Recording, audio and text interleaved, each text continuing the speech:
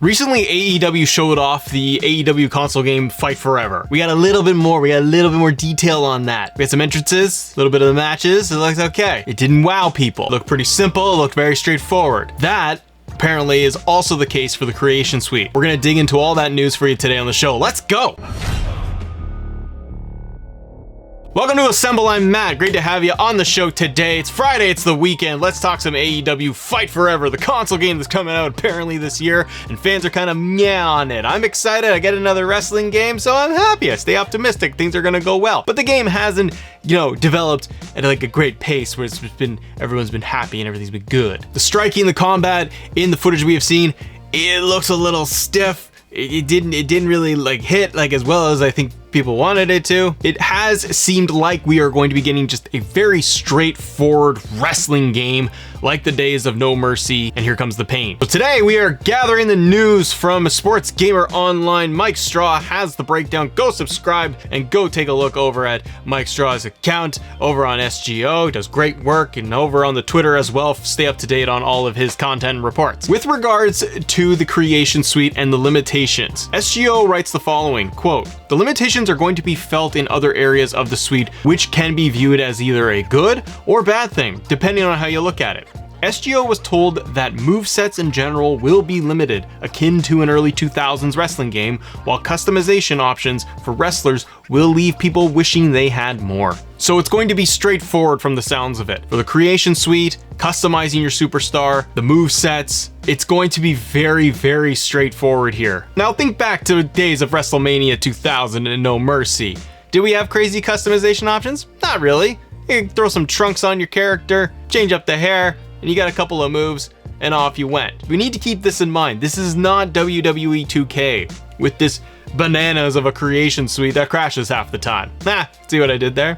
All right, give us double titles. Come on, guys, let's go. Simple, straightforward does give more players ease of use, accessibility, ability to create their stars quickly, easily, and just go out and have fun and have some fun matches. As long as the gameplay is solid, I think for a lot of people, that's the most important thing. Match to match, moment to moment gameplay, is it fun? That's what we need to see for sure. But the article continues because they talk a little bit more when it comes to music in the game. Regarding the game's music, one source said, "Don't expect all of the licensed music that wrestlers have for their entrance themes to make it into the game." One said, "There's a reason they are showing only wrestlers with themes created specifically for AEW in their previews." I'm thinking of Orange Cassidy. He has the song Where's My Mind by the Pixies. That's licensed music.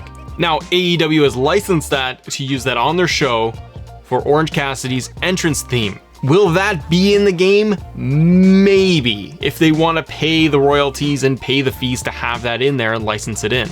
But we may see something different, generic, or close to that music. We don't know for sure. Jon Moxley has Wild Thing as his theme song. Once again, that is licensed music, and a couple other stars have it too, so it's going to cost them money if they want to put in these licensed tracks for these stars, and I do wonder if we would end up seeing that or not. What do you think? Do you think AEW will put out more money to get the licensed music for their tracks for stars, bigger stars like your Jon Moxley or your Orange Cassidy? Or do you think that they're going to skip that and give fans a generic entrance theme song? SGO continues by saying sources have said that there will be licensed tracks, but not everyone with licensed theme is expected to have theirs. The decision with music is strictly budgetary due to the game already being over budget as is. So once again, it could be case by case, just depends if they want to shell out the money to put it in there, but it is an added cost for this video game. Now, as we're staying on the topic of entrances, one thing I had been wondering is, are we going to see full entrances? Because based off of the footage that they have released so far, they haven't shown us full entrances. We have only seen the stars come out of the tunnel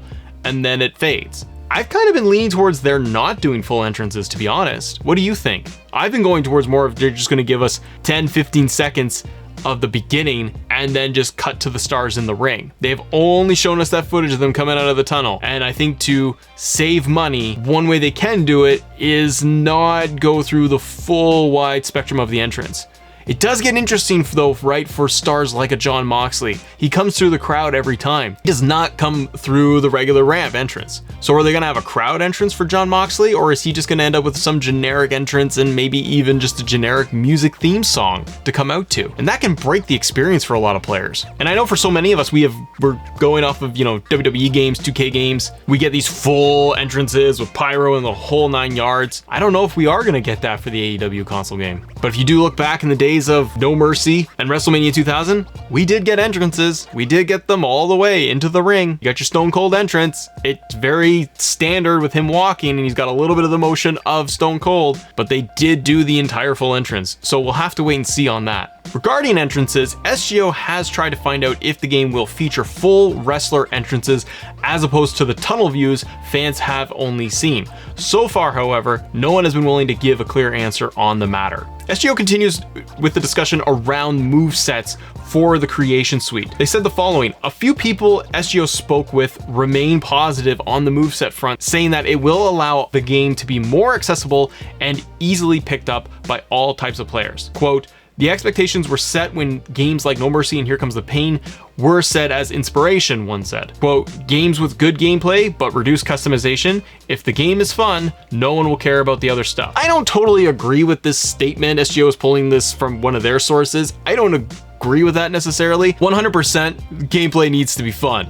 Pulling off your signatures, your finishers, tag team matches. It's gotta have a good hook. It's gotta play smoothly and have that just that fun, quick pace that we remember from Here Comes the Pain and No Mercy. That's the direction. Cool, you gotta nail that. But nowadays, I do disagree that other modes, other features don't matter to players. Because as it's been reported on previously, and SGO mentions this as well, there is the story mode for AEW Fight Forever, and that is going to be a key focus for the game, branching storylines and things of that nature, which is exciting. That's an exciting mode. But I think players nowadays, with the amount of games they can play, they're gonna want a little bit more in their wrestling game too.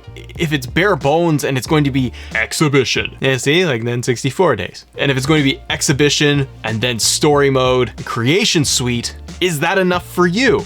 That's my question. Is that's going to be enough for you to play in there, or could it be more of a just pick up and play, do a couple of matches and boom, you're done, and you're just doing it like the old days where you're like, I'll set up my own pay-per-views in my head and I'll write out a card for Dynamite and things of that nature. They need a little bit more, in my opinion, to entice fans to say, look how cool this feature is, this mode is. Otherwise, I think your hardcore base plays it and they'll enjoy it, hopefully, if it all lands. But if you're trying to attract more casual fans from a larger audience, it may not be enough if they don't have other modes to get in there. Even as simple, and I say simple, but I'm not a game developer, I'm just an idiot on the internet. But simple features or modes like create a pay-per-view. I think if you're AEW, do something like that we've seen in the N64 days. If you can bolster it up a little bit and let us create a pay-per-view for Double or Nothing and All Out, All In, everything, all the major pay-per-views that AEW has and their shows, that can be enough for fans as well. Or a simple, straightforward season mode of put in your